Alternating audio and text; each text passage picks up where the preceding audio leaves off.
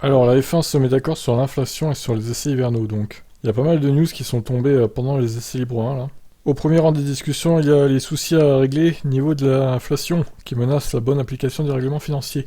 Une hausse de 3,1% du plafond budgétaire a été actée pour cette année et l'année prochaine, soit environ 4,3 millions de dollars en plus pour les équipes qui étaient au maximum. L'augmentation rapide des taux d'inflation depuis fin 2021 a affecté les équipes de Formule 1, la FIA et la Formule 1 sont d'avis que cela crée un risque de non-conformité avec le règlement financier si des mesures ne sont pas prises.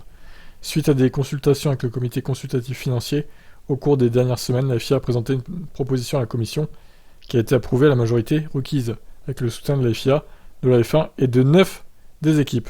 9, donc il y en a une équipe qui a refusé. Alors je dirais soit Alpine, soit Alfa Romeo. La proposition reconnaît l'augmentation inattendue des coûts encourus par les équipes en 2022, permettant ainsi une indexation à un taux limite de 3,1%, qui tient compte du seuil d'inflation initial de 3% déjà prévu dans le règlement, et permettant la capitalisation de ce taux à partir de 2023. Ça préservera l'intégrité à long terme du règlement financier.